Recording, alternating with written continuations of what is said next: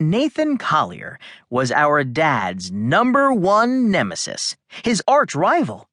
Collier, another treasure hunter, was forever trying to snatch our finds out from under us or take credit for discoveries we'd already made, because he wasn't very good at bringing anything up from a dive besides old tires. "You're doing business with Collier?" said Beck. "As I said, I am a businessman, eager to do business with those eager to do business with me." "I thought you were our parents' friend." "Oh, I was. Unfortunately, as Storm so eloquently pointed out, your parents are no longer, shall we say, available for me to be friends with. Perhaps Nathan Collier can find the item I so desperately desire. As I mentioned, he will be arriving in under an hour to discuss the matter." "You don't need Collier," I said. "If Dad said he was bringing you your treasure, then it's definitely on the lost." "Beck's right," said Beck. "We'll honor your agreement with Dad, but you don't get to take home your treasure till you hire a crew to fix up our boat." Even though she's only 12 years old, Beck is, if you ask me, one of the toughest negotiators in the world. My twin sister could talk a dog off a meat truck. "Such demands! Oh, my!" Louis was chuckling so much his blubbery cheeks were shimmying. Very amusing indeed. But tell me, little girl, why should I pay workers to fix your boat?" "First, Mr. Louis, my name is Rebecca. Second, because the Lost needs repairs, and you need whatever it was that Dad was bringing you." "But I am offering you the amulet he desired."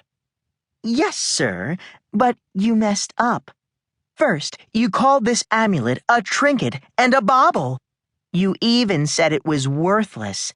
On the other hand, the item Dad was bringing you is a treasure. Now that you've shown us your hand, the only way to make this a fair swap is for you to, I gave Beck the word she was looking for. "You need to sweeten the pot." "Exactly," said Beck. "Sweeten the pot with a couple of days of free boat repairs.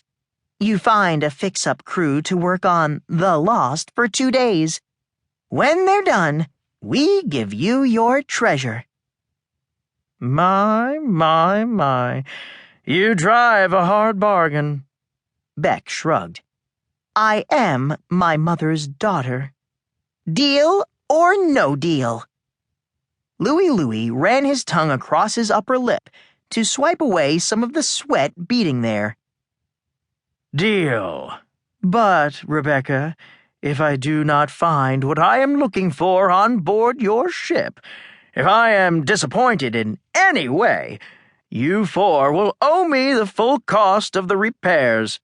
Do you have sufficient cash to cover such an enormous expense?" "Of course we do," Beck bluffed. "We had an excellent year." "Good, because if you fail to satisfy the terms of our agreement, I will, with the assistance of my good friend Maurice, simply take possession of The Lost." In other words, 2 days from now, if we didn't give Louis what he wanted and couldn't pay for the repairs, he and his iguana-loving buddy with the AK-47 would come take our boat away from us. Bye-bye, Kid Family Treasure Hunters, Inc. Beck looked around the room. We all nodded in agreement. We didn't have much of a choice. "Deal," she said. She reached out for Louis's clammy paw. They shook on it. Poor Beck.